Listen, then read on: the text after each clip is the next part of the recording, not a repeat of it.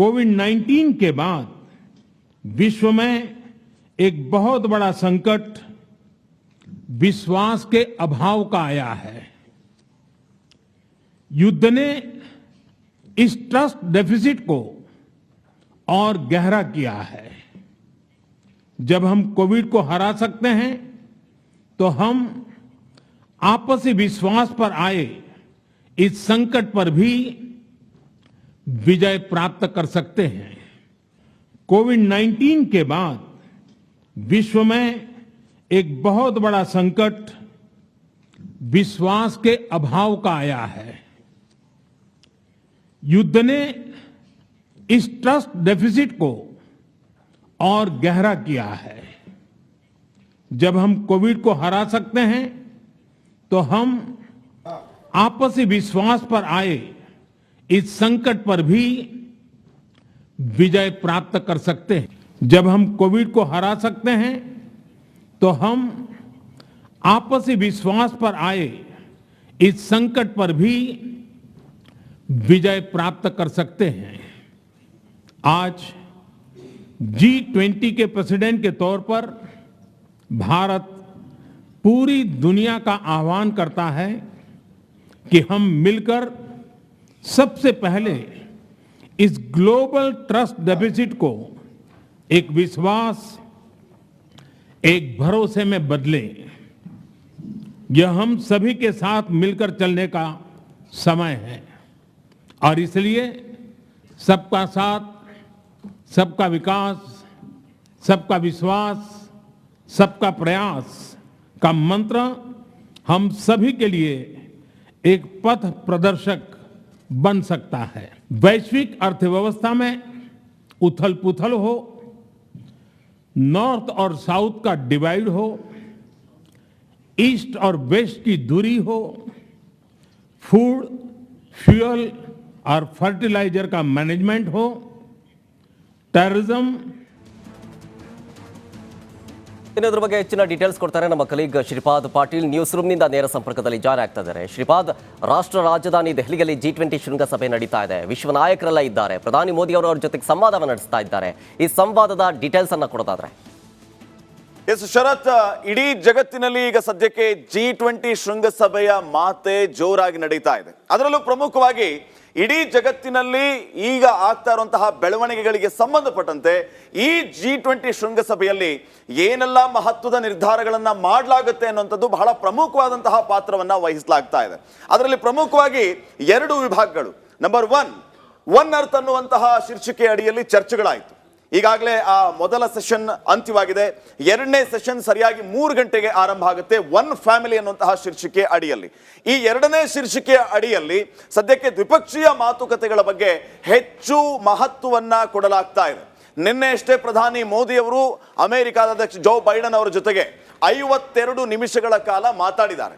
ಇಲ್ಲಿ ಪ್ರಮುಖವಾಗಿ ಆರ್ಥಿಕತೆ ವಿಚಾರ, ಜೊತೆಗೆ ಹವಾಮಾನ ವೈಪರೀತ್ಯದಿಂದ ಜಗತ್ತಿನಲ್ಲಿ ಆಗುವಂತಹ ಬದಲಾವಣೆಗಳು, ಸೈಬರ್ ಕಂಟ್ರೋಲ್ ವಿಚಾರ, ಜೊತೆಗೆ 10 ವಿಚಾರಗಳ ಬಗ್ಗೆ ಚರ್ಚೆಯನ್ನ ಮಾಡಲಾಗಿದೆ। ಅದರ ಜೊತೆಗೆ ಬಹಳ ಪ್ರಮುಖವಾಗಿ ಬಾಹ್ಯಾಕಾಶದಲ್ಲಿ ಎರಡೂ ದೇಶಗಳು ಸದ್ಯಕ್ಕೆ ಯಾವ ರೀತಿಯ ಸಹಕಾರವನ್ನ ಕೊಡ್ತಾ ಇವೆ, ಮುಂದೆ ಯಾವ ರೀತಿಯ ಸಹಕಾರದ ನಿರೀಕ್ಷೆ ಆಗ್ತಾ ಇದೆ, ಯಾಕಂದ್ರೆ ವರ್ಷಾಂತ್ಯಕ್ಕೆ ಮಾನವ ಸಹಿತ ಗಗನಯಾನಕ್ಕೆ ದೇಶ ಸಿದ್ಧತೆಯನ್ನ ಮಾಡಿಕೊಳ್ತಾ ಇದೆ। ಅಂತಾರಾಷ್ಟ್ರೀಯ ಬಾಹ್ಯಾಕಾಶಕ್ಕೆ ಭಾರತೀಯರನ್ನ ಕಳಿಸಿಕೊಡುವಂತಹ ಚರ್ಚೆಯು ಕೂಡ ನಿನ್ನೆಯ 52 ನಿಮಿಷಗಳ ದ್ವಿಪಕ್ಷೀಯ ಮಾತುಕತೆಯಲ್ಲಿ ನಡೆದಿದೆ। ಸದ್ಯಕ್ಕೆ ದ್ವಿಪಕ್ಷೀಯ ಮಾತುಕತೆಯ ಬಗ್ಗೆ ಭಾರಿ ನಿರೀಕ್ಷೆಯನ್ನ ವಹಿಸಲಾಗ್ತಾ ಇದೆ। ಅದರಲ್ಲಿ ಪ್ರಮುಖವಾಗಿ ಜಾಗತಿಕ ಅಭಿವೃದ್ಧಿ ಮತ್ತು ಜಾಗತಿಕ ಶಾಂತಿ, ಈ ಎರಡೂ ವಿಚಾರಗಳ ಮೇಲೆ ಫೋಕಸ್ ಮಾಡುವಂತಹ ಕೆಲಸ ಆಗುತ್ತೆ। ಯುದ್ಧದ ನಂತರ ಜಗತ್ತಿನಲ್ಲಿ ಏನೆಲ್ಲ ಬೆಳವಣಿಗೆಗಳು ಆಗ್ತಾ ಇದೆ, ವೆರಿ ಸ್ಪೆಷಲ್ ಆಗಿ ರಷ್ಯಾ ಮತ್ತು ಉಕ್ರೇನ್ ಯುದ್ಧದ ವಿಚಾರಕ್ಕೆ ಸಂಬಂಧಪಟ್ಟಂತೆ ಇಲ್ಲಿ ಮಹತ್ವದ ಚರ್ಚೆ ಆಗುತ್ತೆ।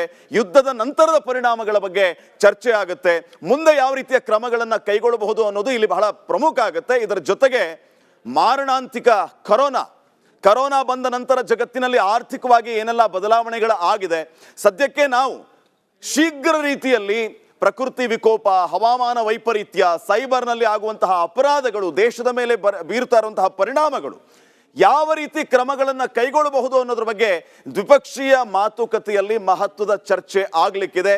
ಈಗಾಗಲೇ ಒಂದು ಅಜೆಂಡಾ ಇರುತ್ತೆ, ಯಾವುದೇ ರೀತಿಯ ದ್ವಿಪಕ್ಷೀಯ ಮಾತುಕತೆಗಳು ನಡೆಯುವಂತಹ ಸಂದರ್ಭದಲ್ಲಿ ಯಾವ ರಾಷ್ಟ್ರದ ಜೊತೆಗೆ ಮಾತುಕತೆಯನ್ನು ನಡೆಸುತ್ತೆ, ಅಜೆಂಡಾ ಏನಿರುತ್ತೆ ಅನ್ನೋದು, ಇದರ ಬಗ್ಗೆ ಪ್ರಮುಖವಾದಂತಹ ಪಾತ್ರವನ್ನು ವಹಿಸುವಂತವರು ಶೆರ್ಪಾ ಅಂತ ಕರೀತಾರೆ. ಈ ಶೆರ್ಪಾಗಳು ಆಯಾ ದೇಶದ ಪ್ರಧಾನಿಗಳಿಗೆ ಅಥವಾ ಪ್ರತಿನಿಧಿಸ್ತಾ ಇರುವಂತಹ ನಾಯಕರುಗಳಿಗೆ ಈ ವಿಚಾರಗಳ ಬಗ್ಗೆ ಚರ್ಚೆ ಆಗುತ್ತೆ. ನಾವು ಈ ವಿಚಾರಗಳ ಬಗ್ಗೆ ಈ ರೀತಿಯ ನಿರ್ಧಾರ ತೆಗೆದುಕೊಂಡ್ರೆ ದೇಶದ ಮೇಲೆ ಮುಂದೆ ಈ ರೀತಿಯ ಪರಿಣಾಮ ಬೀರುತ್ತೆ ಅನ್ನೋದ್ರ ಬಗ್ಗೆ ಈ ಶೆರ್ಪಾಗಳು ಸಂಪೂರ್ಣವಾದಂತಹ ಮಾಹಿತಿಯನ್ನ ಕೊಡ್ತಾರೆ. ಸೊ ಇದೆಲ್ಲ ಆದ ನಂತರ ದ್ವಿಪಕ್ಷೀಯ ಮಾತುಕತೆಯಲ್ಲಿ ಒಂದು ಮಹತ್ವದ ನಿರ್ಧಾರಕ್ಕೆ ಬರಲಾಗುತ್ತೆ. ಸೊ ಈ G20 ಶೃಂಗಸಭೆಯ ಅಂತಿಮ ಘಟ್ಟ ಅನ್ನುವಂತೆ ನವದೆಹಲಿಯಲ್ಲಿ ಇವತ್ತು ಮತ್ತು ನಾಳೆ ಮಹತ್ವದ ಸಭೆ ನಡೆಯುತ್ತೆ. ಸಭೆಯಲ್ಲಿ ಅನೇಕ ವಿಚಾರಗಳ ಬಗ್ಗೆ ಚರ್ಚೆ ಆಗುತ್ತೆ.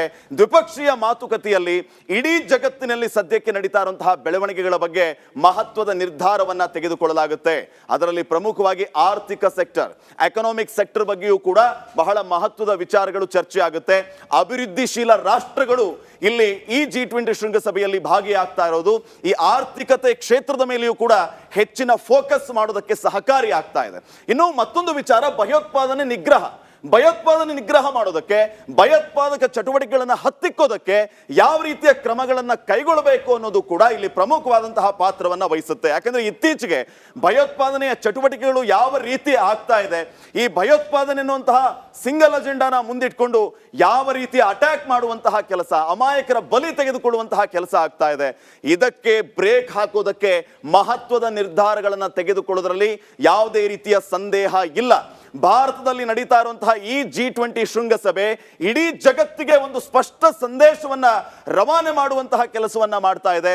ಸುರಕ್ಷತೆ, ಬದ್ಧತೆ, ಆರ್ಥಿಕವಾಗಿ ನಾವು ಮುಂದುವರಿತಾ ಇದ್ದೀವಿ ಅನ್ನುವಂಥದ್ದು, ಅಭಿವೃದ್ಧಿಶೀಲ ರಾಷ್ಟ್ರದ ನಂತರ ಅಭಿವೃದ್ಧಿ ಹೊಂದಿದ ರಾಷ್ಟ್ರ ಅನ್ನುವಂತಹ ಸಂದೇಶವನ್ನ ರವಾನೆ ಮಾಡೋದಕ್ಕೆ ಈ G20 ಶೃಂಗಸಭೆ ಪ್ರತಿಯೊಂದು ವಿಚಾರದಲ್ಲೂ ಬಹಳ ಮಹತ್ವವನ್ನ ಪಡೆದುಕೊಂಡಿದೆ ಅನ್ನೋದನ್ನ ನಾವಿಲ್ಲಿ ವಿಶೇಷವಾಗಿ ಗಮನಿಸಬೇಕಾಗುತ್ತೆ.